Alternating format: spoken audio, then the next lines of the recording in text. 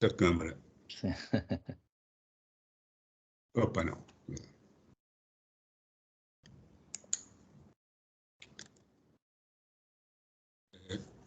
Bom dia a todos.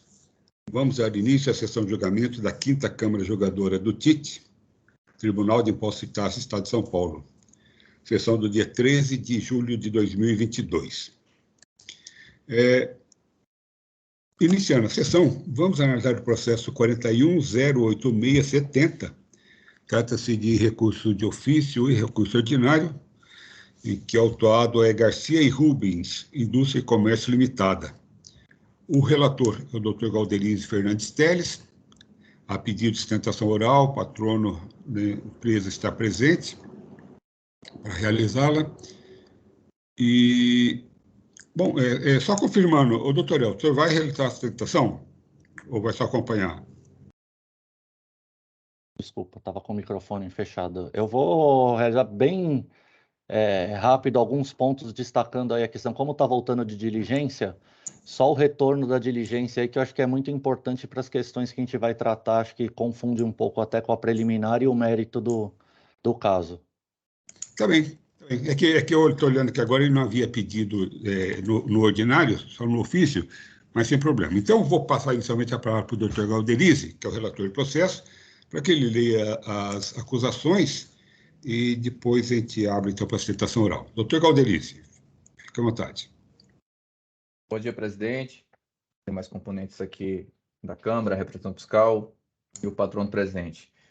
O auto de infração tem 8 itens infracionais. A gente poderia dividir em 2 classes: infração relativa a pagamento de tributo, infração relativa a livros fiscais contábeis. Nós tivemos uma defesa administrativa que foi bem detalhada, traz diversos pontos de novidades.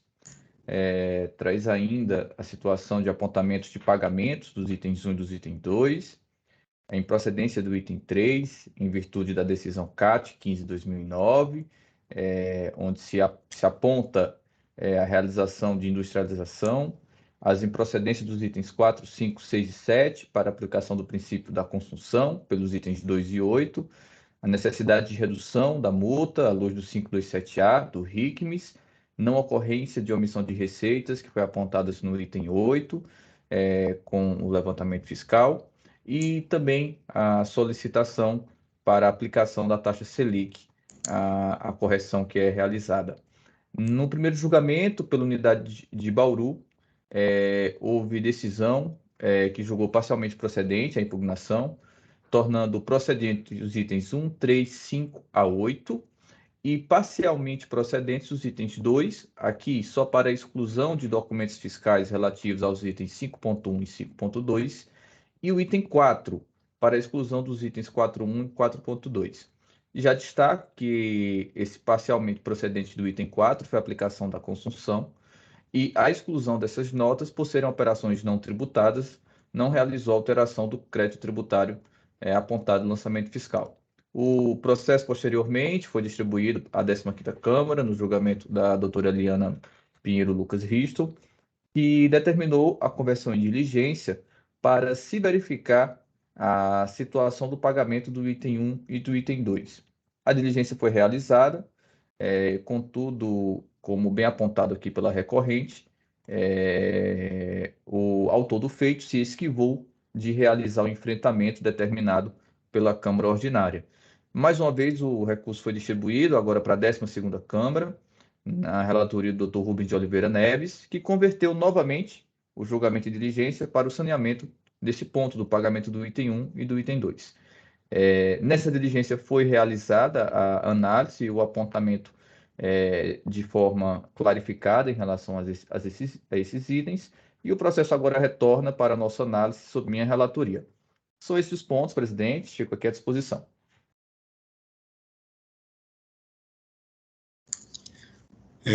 Obrigado, doutor Galderize.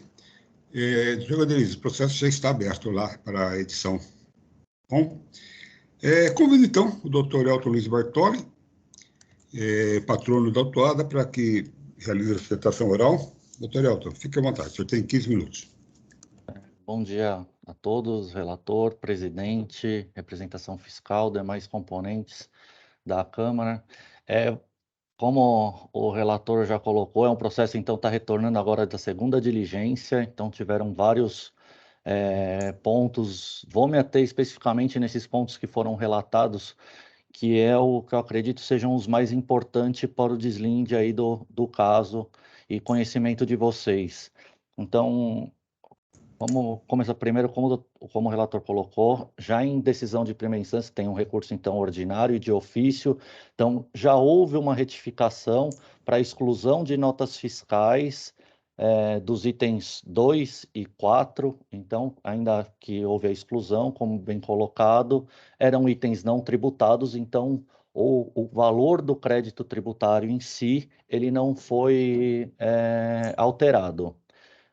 Por que é importante ressaltar essa questão? Aqui nas folhas 1419 e 1421, então tem a resposta, então o cumprimento aí a segunda diligência, onde, dentre as alterações que foram realizadas na análise, se me permitem, vou trazer 2 pontos especificamente da lavra do auditor.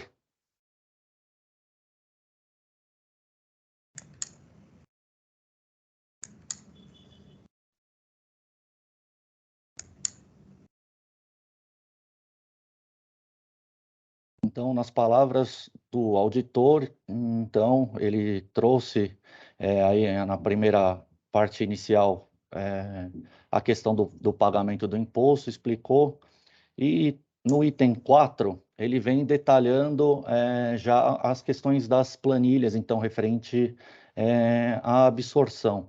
As folhas 1420, fica muito claro, novamente, o item 4.2, esse item, a planilha 1. Identificamos documentos previstos no item 2, operações tributadas no item 4, a exclusão. Foi feita a exclusão, então, no auto de infração sem alteração. E agora, na segunda diligência, aí vem uma segunda conclusão diversa do que existia anteriormente. Então, o valor das notas fiscais não escrituradas pelo autor nas folhas 9 e 36, então demonstrativo 8, não apresenta relação aos documentos fiscais próprios, devendo ser os somatórios dos itens 6 e 7. Isso aí já entrando, já indica que todos os documentos 6 e 7 são os que são base para a autuação do item 8, que a gente vai discutir no princípio da construção. No entanto, a conclusão, deve ser alterado o valor original do tributo do item 8.1, devendo ser alterado de 318 para 313. Quer dizer, desde a defesa inicial, como no recurso ordinário, vimos batendo na preliminar pelo artigo 142, do não cumprimento dos requisitos do artigo 142. O auto está impreciso, a própria delegacia de julgamento de Bauru já mostrou o indício quanto do julgamento de ofício, então retificou o auto de infração. Novamente, agora o fiscal pede a alteração do coisa. Estamos em sede de recurso ordinário, senhores. Não podemos retificar o auto de infração. Isso aqui deveria ter sido feito, não existe documento novo aqui. Todas essas alterações foram feitas após os argumentos da autuada. Quer dizer, o auto de infração foi lavrado de forma errônea. Então, aqui pelo artigo 142, tanto como feito em recurso de ofício às alterações, ainda que não tenha impacto no crédito tributário, como nesse viés que agora lhes apresento, o auto deve ser anulado por não preenchimento dos artigos 142. A base de cálculo estimada, ela não reconhece o próprio fato gerador. Então, acreditamos que deve ser autuado. No item 1 e 2, novamente, o fiscal traz aqui nas suas manifestações, na sua manifestação, qual que foi a origem dos valores. Então, ele coloca a diferença da escrituração fiscal digital com a GIA, que, de fato, nós não estamos discordando dessa questão. Simplesmente o que estamos discordando é sobre o valor que está sendo cobrado. Porque no conta fiscal constam os 2 pagamentos. então, assim, o valor dos 4.955, que é um valor complementar, que é reconhecido, e tem um pagamento anterior de 16 mil, que não está sendo reconhecido, que consta da conta fiscal do contribuinte. Isso se refere com valores diferentes, mas no item 1 e 2. No item 3, desde a inicial, a recorrente vem se manifestando no sentido que todos os produtos ali constantes foram enviados para industrialização. Tivemos o zelo aí de buscar, junto aos clientes, declarações, então, que se tratam de padaria, confeitaria. Então, os insumos, na verdade, quem envia é a recorrente. A recorrente, ela é uma empresa, ela industrializa antepastos, recheios para massas, bolos, tortas. Ela não vende o produto final, ela repassa para uma futura industrialização. Essa industrialização vai se tornar uma torta, um bolo, um doce. Junto, inclusive, nos autos existe uma única gama de produtos da empresa que é revendido, que, inclusive, é muito fácil a percepção pelo tamanho das embalagens. Quando é revenda pura, a embalagem é de 180 a 200 gramas. O que ele revende são as notas que foram objeto de autuação, são um preparo de frango com 2,5 kg, um pote de tomate seco de 5 quilos. Senhores, a gente não encontra isso no supermercado, isso aí vai direto para as fontes para que eles industrializem e façam pizza, torta, recheio. Então, inclusive nas outras diligências, inclusive eu trouxe uma amostra do que seria o produto, consta a foto nos autos, inclusive de boa parte desses produtos. Então, não são produtos de revenda, são produtos que vão para industrialização. E como falou, reforçado inclusive por declaração dos clientes da recorrente, na grande maioria. Então, esse é o item 3. Com relação ao item 4, 5, 6 e 7, foram as questões que o relator já colocou. A recorrente pede aí a questão do princípio da consunção. Então, nesses itens, a gente vê o zelo na impugnação de grifar, pegar todos os demonstrativos 4, 5, quanto ao 6 e 7, demonstrar que todos eles estão dentro dos itens 2 e 8.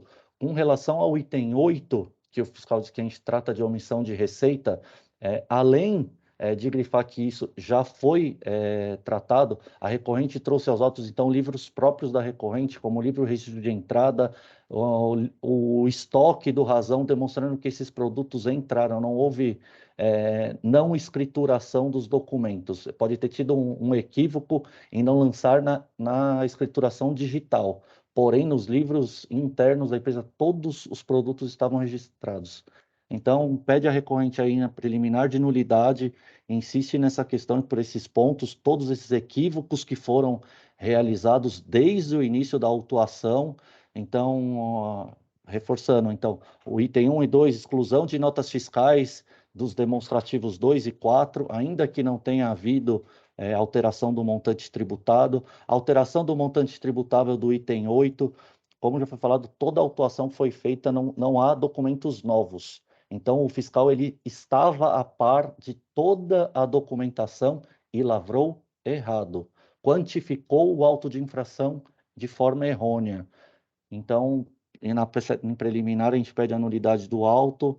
No mérito, seja afastada a cobrança do item 1, 2, 3, pela questão que não se trata de ICMS próprio, e sim de mercadoria enviada para industrialização. Então, não teria o ICMS no caso. E com relação aos itens 4, 5, 6 e 7, a absorção pelos itens 2 e 8, no caso de remanescer algum valor. E a aplicação aí, no caso agora, aí da súmula 10, por conta da atualização da Selic. São essas as considerações. Obrigado e bom dia para todos. Obrigado, doutor Elton. Pergunto inicialmente ao doutor Galderiz, tem alguma pergunta para o patrono? Não, presidente, apenas aqui apontar que eu não tive ainda aberta a edição de voto, tá? Ou me perdoe, doutor Galderiz. Eu realmente eu não abri o debate aqui, desculpe. Ok, desculpe, já está corrigido, doutor Galderiz. Os demais membros da Câmara, representação fiscal, alguma pergunta para o patrono? Se não, devolvo a palavra, então, para o doutor Galderiz, para que ele apresente o seu voto. Perfeito, presidente. Eu estou fazendo aqui o lançamento no sistema, já concluindo, apenas para o melhor acompanhamento dos colegas.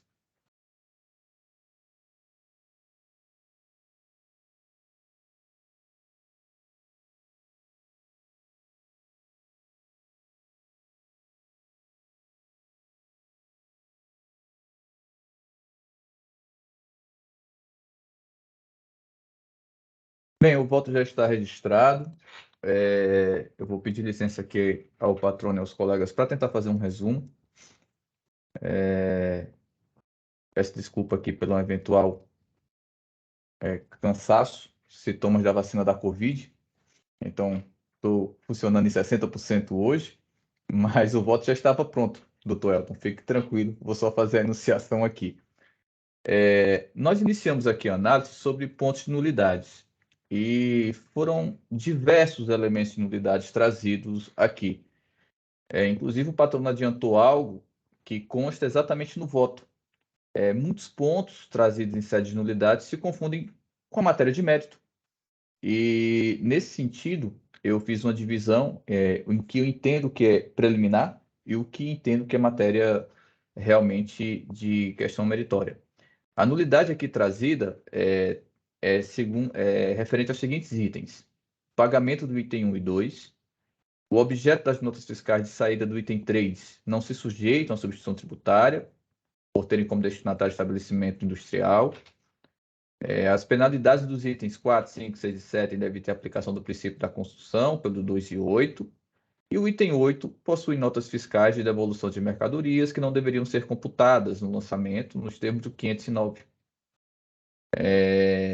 Esses elementos foram colocados aqui à luz de situações preliminares. O Dr. Elton ainda apontou uma situação de liquidez do auto de infração, que vem sendo demonstrado desde o primeiro momento, o que impossibilitaria o avanço em sua questão meritória.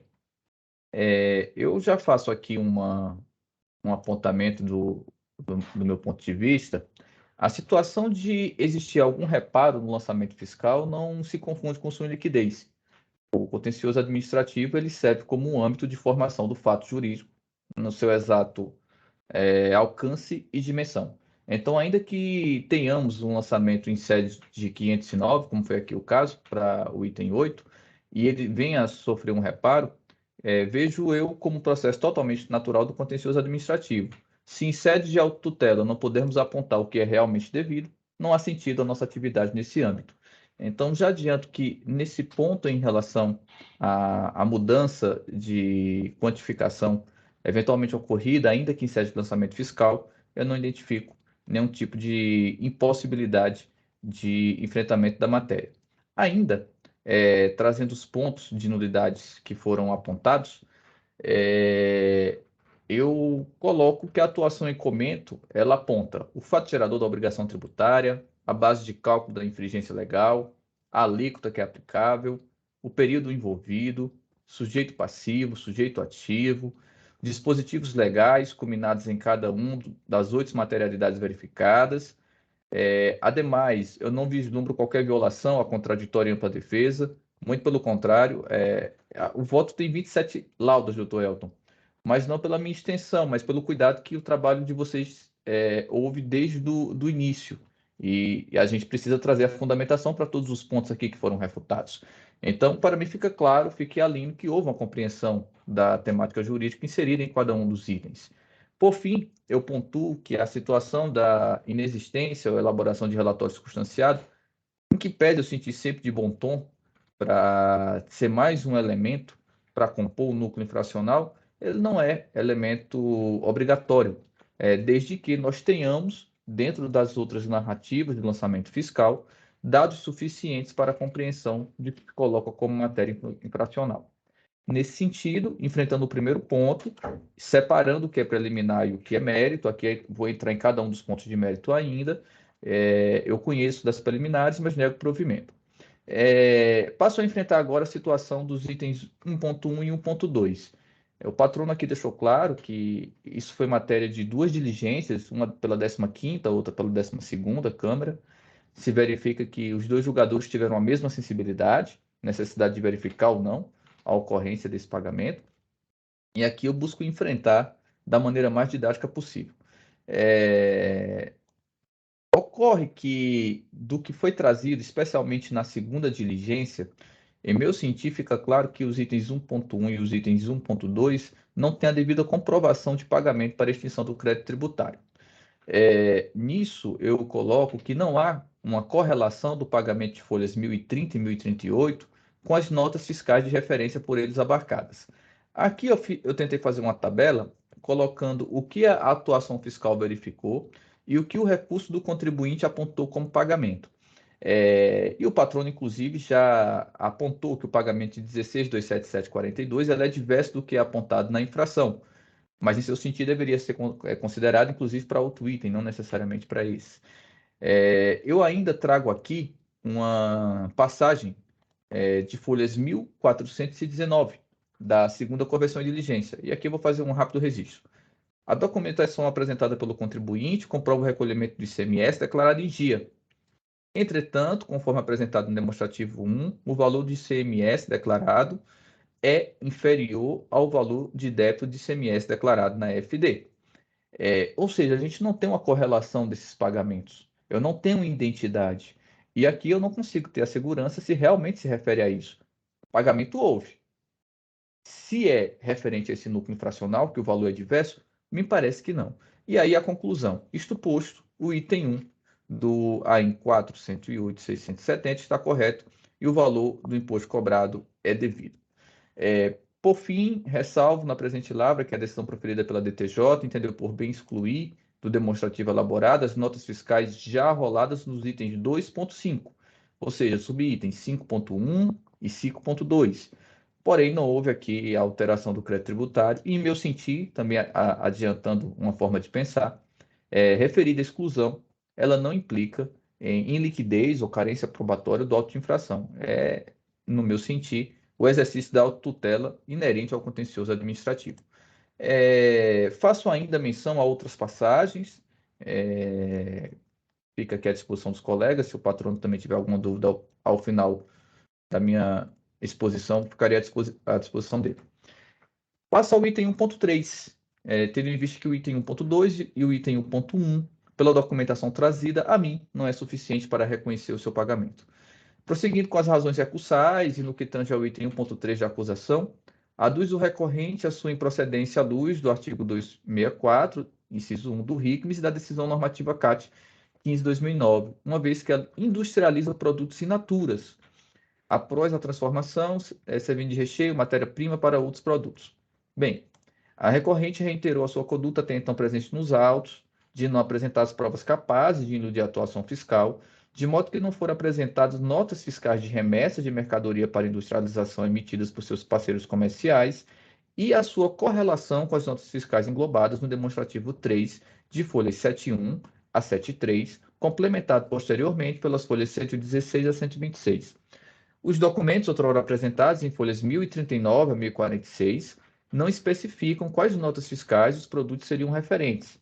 Não possuem firma reconhecida nas declarações acostadas e tampouco se o signatário tinha poderes para sua infirmação ao não proceder com a juntada dos contratos sociais das empresas parceiras, além de terem sido apresentados por amostragem. Da mesma forma, dos outros itens, eu trago aqui por uma situação da aplicação da fundamentação per relatione, passagens tanto das diligências como dos julgamentos anteriores. E vou fazer menção apenas às nucleares, tá? Na busca da solução para a controvérsia, verifica-se que as razões sociais e as atividades dos destinatários, consultados no Cadastro de Contribuintes do Estado de São Paulo, CADESP, não nos auxilia muito pois o autuado realizou vendas de mercadorias que poderiam, à primeira vista, se sujeitar às regras de substituição tributária, como é o caso de atacadista ou distribuidora de produtos alimentícios. Então, nesse sentido, também conheço da alegação do mérito para negar provimento em relação ao item 3. Itens 2.4, 2.5, 2.6 e 2.7, princípio da consunção. Houve aqui essa solicitação desde o primeiro instante pelo contribuinte. A DTJ entendeu por bem já conferir, realizando a exclusão dos itens 4.1, 4.2. A representação fiscal coloca em sede de argumentação até uma crítica na impossibilidade de aplicação do princípio, haja vista falta de conduta normativa expressa. Aí aqui um aclaramento antes de a minha conclusão. Quem já teve conhecimento dos meus votos ou em debates de situações dessa natureza, inclusive aqui nessa Câmara, na época com o doutor Pedro, debate sempre bem acalorado pela representação fiscal, tenham para mim clarificado a possibilidade de adoção do princípio da consunção como temática hermenêutica de evitar a situação do bis in idem. Faço aqui menção a alguma parte doutrinária, alguma parte de julgamentos, mas passo a enfrentar, então, a temática da existência ou não de consunção. Bem, eu fiz alguns quadros aqui, doutor Elton, para explicar o meu racional. A consunção a gente traz no Instituto do Direito Penal para aplicar no direito tributário. Entender o direito tributário por si só já é algo delicado. Imagino quando a gente mistura com outros sistemas. E eu imagino que a gente ainda esteja caminhando em entender o que é atividade meio e o que é atividade fim. No direito tributário, nem sempre a obrigação acessória é o de menor porte econômico. Por vezes, nós temos aqui lançamento só de obrigação acessória, sem cobrança de tributos e com a base de cálculo em cima de valor de operação. E ainda de possibilidade de nem ser contra contribuinte de ICMS. Então, o que é atividade meio, o que é atividade fim nesse sentido? Então, sempre busco, nas verificações de consunção, identificar duas situações. Se a materialidade ela é meio e fim, e se existe realmente coincidência desse fato jurídico. Ou seja, estou falando da mesma coisa, porque às vezes é meio e fim, mas o auto de infração ele poderia ser lavrado independentemente ou não daquela conduta, para verificar a sua situação atômica, que sempre vem trazida pela repressão fiscal. Pois bem, eu verifico aqui que o item 2 se refere ao período de fevereiro a março de 2015, falta de pagamento de ICMS de R$ 45.650. E coloco a situação, falta de escrituração do livro de registro, EFD, como seria a atividade meio para ser englobada por essa atividade fim do item 2. Da mesma forma, faço em relação ao item 8, 6 e 7, e abaixo eu coleciono todos os itens, fazendo menção ao número das folhas e ao lapso temporal deles, e passo então o meu racional. Vamos lá. Diante desse cenário, analisando a primeira relação consultiva suscitada, entendo ser impossível reconhecer a identidade entre os itens 1.2 com os itens 2.4 e 2.5. Uma vez que as condutas tidas como meio, ora realizadas pelo contribuinte, deixar de pagar o ICMS, não foram as únicas consideradas pelo AFR autuante na verificação da conduta fim, deixar de escriturar a documentação fiscal, superada esta, inclusive, no lapso temporal da verificação daquela. Ou seja, o lapso temporal não é idêntico e nas convenções de diligência fica claro que essa não é a única razão motivacional da falta do pagamento de ICMS que está sendo cobrado pelo item 2. Nesse interim, saliento a seguinte conclusão do FR, competente em 7ª Convenção de Diligência, que salientou apenas a parcial correlação de notas. Em suma, analisando o descritivo da atuação, as alegações da recorrente, as conclusões de convenção de diligência e a inter-relação que supostamente estaria presente, não encontro embasamento para se reputar que os elementos da atuação se encontram sedimentados, concatenados e linkados, não sendo possível vislumbrar de forma cristalina, cabal e inequívoca, a correlação dos itens 2.4 e 2.5 com o item 1.2, sendo de rigor o afastamento da consunção em relação à primeira relação invocada e, por conseguinte, o restabelecimento ao item 2.4. Prosseguindo com a análise da segunda relação invocada, consultiva, verifique que os períodos englobados no item 2.6 e 2.7 correspondem exatamente ao apreciado no item 2.8, acarretando numa primeira análise a possibilidade de aplicação do instituto da consunção. Ocorre que, superado esse primeiro ponto, há de se analisar os valores de notas fiscais relacionadas a esses itens. E aqui há uma tabelazinha com os itens e o valor da somatória. Assim, caso o item 3.8 fosse tão somente aos itens 2.6 e 2.7, os valores da somatória das notas fiscais envolvidas deveriam ser correspondentes em cada período analisado. Restando cristalino no caso em tela que também houve, no presente item, a superação da análise da autoridade fiscal em sua análise, tomando por consequência implicável o princípio dessa análise, da consunção. Faço aqui menção às folhas 1421, onde destaco a passagem, ou seja, o fiscal autuante lavrou o item 8 do AIN, considerando os documentos fiscais presentes nos itens 6 e nos itens 7. Portanto, não vi livres hipótese de aplicação do princípio da consunção no presente caso, de modo que conheço da alegação para no mérito legal provimento por falta de identidade do valor da somatória de todos os itens com o valor que é cobrado anteriormente. Outro ponto solicitado é a aplicação do 527A. Superada a ausência de aplicabilidade do princípio da consunção, no caso em tela, aduz a contribuinte a necessidade de redução da multa aplicada dos itens 2.4, 2.5, 2.6 e 2.7, ante ausência de dolo, fraude, simulação e que a infração não resulte de falta de pagamento. Bem, aqui mais uma vez apenas para explicar minha premissa. Os requisitos que foram colocados aqui pelo contribuinte, em meu sentido, são requisitos de aplicação. E o 527A, ele requer duas análises. Uma primeira, o requisito de aplicação, e uma segunda, o requisito de dosimetria. Em relação aos requisitos de aplicação, perfeito, da forma como foi inserido. De fato, não existe conduta que, trazendo materialidade de ato doloso, para os itens que estão sendo aqui inseridos, se verifica que não há cobrança de tributo. Entretanto, preciso avançar para elementos de atos de dosimetria para demonstrar a questão da desproporcionalidade. E, nesse sentido, eu não encontrei elementos trazidos na defesa do contribuinte para apontar que foi desarrazoado o cômputo colocado como norma sancionatória. Eu ainda destaco que a representação fiscal, em parecer de recurso ordinário, em folhas 1307 e 1336, faz o apontamento de 3 outras acusações lavradas em face à recorrente. A existência desses outros atos, claro, a gente precisa ver a sua identidade para fim de relevação ou apenas a sua existência para fins apenas de redução. Então, pela falta dos requisitos de dosimetria e não pela falta dos requisitos de aplicação, vislumbro a não possibilidade da aplicação do 527A. Item 3.8, estamos caminhando aqui para o final. Prosseguindo para o último item da atuação, 3.8, sustenta a contribuinte que não houve omissão de receitas, em infringência ao artigo 509 e 509A. De modo que a não escrituração da nota fiscal não é elemento suficiente para chegar-se a essa conclusão. E aqui houve a juntada de livro de registro de entradas, razão contábil, conta de estoque, e ainda considerou que o FR autuante não verificou notas fiscais de devolução. Bem, aqui mais uma vez fazendo menção ao trabalho já realizado em sede de diligência ou até mesmo em julgamento já de primeira instância, eu faço menção às passagens de folhas 1419 a 1421, inicialmente, subitem 4.4.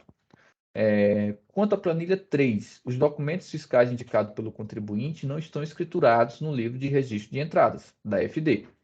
Embora o acusado tenha alegado, no tocante ao ano de 2015, o senhor FR não informou o número da nota fiscal, o que impossibilitou a apresentação nesse momento, mas será apresentado oportunamente, essa informação não procede, como pode ser observado em folhas 810.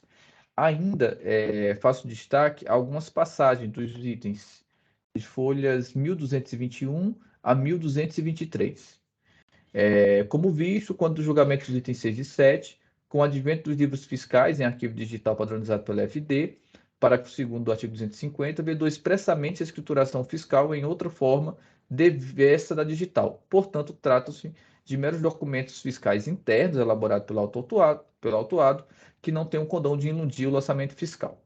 Nem mesmo o extrato bancário se refere da condição de prova contrária àquelas trazidas pelo fisco, pois pagamentos realizados exclusivamente com cheques identificam apenas a data de compensação, seu número e seu valor. Não há nenhum elemento que permita associá-las compras realizadas pelo autuado, bem como a defesa não apresentou demonstrativo fazendo a vinculação entre os pagamentos presentes nos extratos e as operações de entradas. Concluindo, além do mais, em que pese a soma dos valores ter uma coincidência, verifica-se as folhas 952 que os documentos fiscais foram emitidos por contribuintes distintos. O primeiro por José Alçada de Moraes Neto e o segundo por Abatedouro de Aves, Califórnia, LTDA.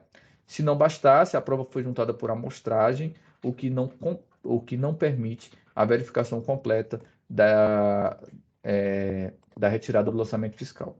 Por esse sentido, eu conheço da alegação para também no mérito rejeitá-lo. Por fim, o último ponto trazido aqui pelo contribuinte, e também já debatido conosco, faço apontamento aqui da necessidade do acolhimento da nova súmula 10, em meu sentido muito bem-vinda, de forma a fazer a aplicação e a referência à atualização à taxa Selic, e eu faço destaque, inclusive, que no presente caso, houve pedido expresso em folhas 1433 da própria representação fiscal nesse sentido. Com essas considerações, a parte dispositiva para o conhecimento do recurso ordinário, julgando parcialmente procedente em relação à aplicação da súmula 10, e o conhecimento do recurso de ofício para julgar procedente. Presidente, é nesses termos que o voto está registrado, fico à disposição.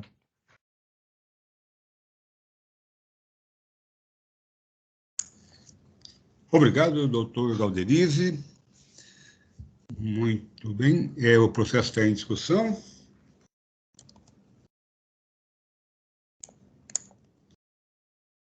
Bom, eu vou acompanhar o voto, presidente. Muito bem. Deixa eu... Então, nós temos as manifestações. Eu peço a todos que confirmem a presença para verificação do quórum de votação. Presidente, só um esclarecimento. Eu passei batido aqui. O recurso ordinário está sendo registrado como não provido ou parcialmente provido? Muito bem, doutor Mauro, tem razão. Tá como não provido, vou ter que colocar parcialmente provido. Tem razão. Obrigado. Espera aí que eu tenho...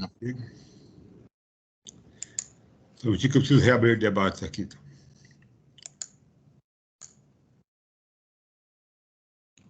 Ok, doutor Galderize, já está disponível para edição.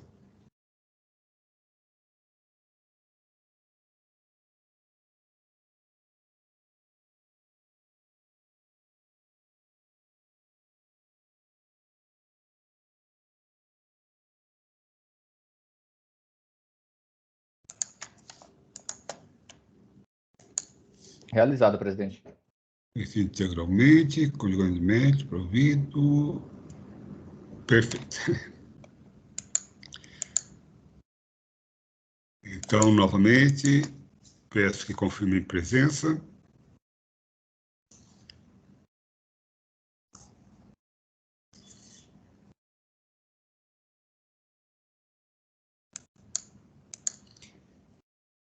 Em votação.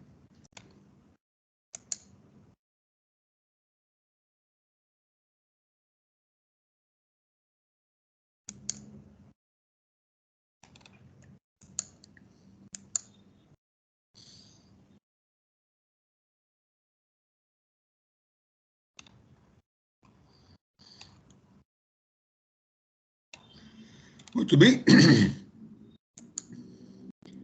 Então, por unanimidade, foi no processo da Garcia e Rubens Indústria e Comércio Limitada, foi dado provimento ao recurso de ofício e dado parcial provimento ao recurso ordinário, apenas para limitar a cobrança dos juros à taxa Selic, nos termos da nova redação da súmula 10 do TID.